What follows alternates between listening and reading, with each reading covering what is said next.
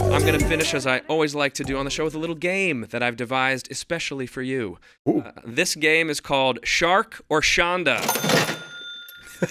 I am going to talk about a business. Some of them are fictional. Some of them are actual businesses that have been on Shark Tank. And you tell me if it's shark-worthy and you would invest in it, or it's a Shonda and we got to scrap it, which means a shame. Got it. All right. Bubbies Kitchen, a meal kit service where every delicious classic recipe comes with a note explaining why you're not making it right.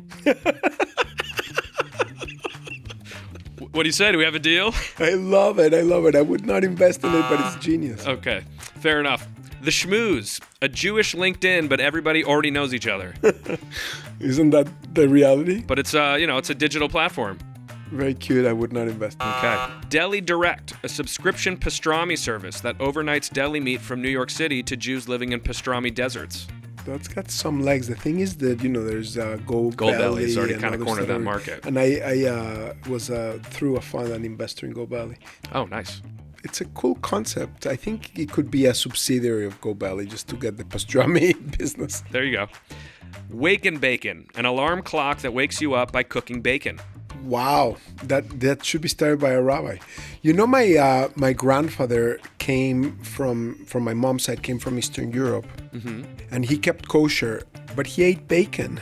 And they're like, Don Marquitos, why you follow all these rules, but you eat bacon? He's like, yeah, bacon doesn't count. He made an exception because it's so good. There you go. That's their moderation. Yeah, you're right. No, and I think because back in the shtetl they didn't have bacon, so he saw it differently.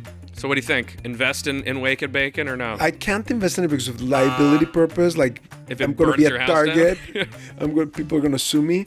But I think it's a cool idea. Who's coming up with this stuff? Some of these are me. Some of these are me with help from Claude. And some of these are Shark Tank things that failed, including Wake and Bacon, which was Shark Tank. Someone pitched Wake and Bacon. Are you serious? Yeah. Cougar Energy Drink, an energy drink marketed specifically to older women. Pass, and I think that was a real one. It was a real one. Potato Parcel, a service that writes personalized messages on a potato and mails it anonymously to anyone you choose. It's so stupid that I think it was probably real. You're right, it was real. Did somebody invest or not? I don't know if somebody invested or not. I didn't get that far. But why did they do the potato? Why was that?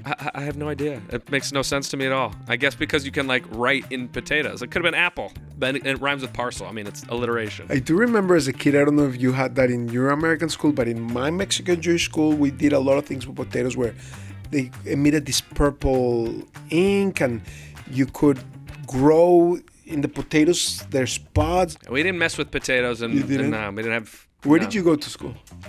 Jewish day school here in LA. You did? Yeah. What was it called? Sinai Akiba. And did you like it? It was a mixed bag for me. You did that through 18? I did it from mommy and me to 8th grade, not high school. 8th grade. It didn't go up to high school. It goes through middle school. When I had teachers who could, challenge me and make me feel seen and really give me stuff to do, it was great. I thrived.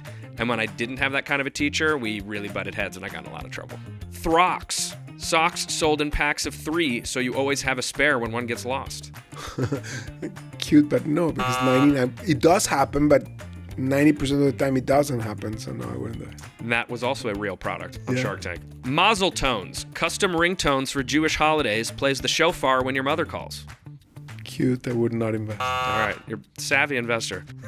Spicy Matzabal ramen, cross-cultural soup offering from a husband and wife chef team. I was on that panel. I'm pretty sure you're talking about it. It's like this Brooklyn Yes. company. Shalom Japan.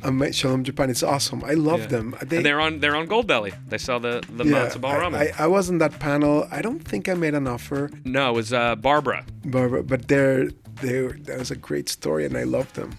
Shiva Eats, a meal delivery service that sends food directly to mourning families because someone always has to bring the rugelach. First of all, I like the idea. When my dad passed away, we were treated very well with food, and I remember it. Like, I remember my uncle Robbie sending the best food from Spago because we were mourning here in LA. There's something nice about the Jewish tradition of sending food to people. It's amazing. Yeah, when it's, when you're emotional, it just feels good to have good food. Yeah, and I think it could travel. I don't think it would just be a Jewish thing. I think we could pass that tradition to help others, treat others with that type of love. I'd consider it. Okay, so that's our closest we've got. The Euro Club, a hollow golf club that functions as a portable urinal for golfers who don't want to leave the course. I think that's real. It is. I think that's real. I think it just happened. And the worst part is I considered it. No, just joking. But do you want me to really get personal with you? Yeah. I don't have a driver. I don't like having a driver. But at some point we dabbled with having a driver. And he had a bottle for peeing while he's in the car. And there was a lot of jokes about that. All right, last one. The Shabas Alarm, a smart home device that automatically shuts off your lights, locks your phone, and plays soft Karlbach music 18 minutes before sundown every Friday. I'll buy it myself. It's really beautiful. There you go.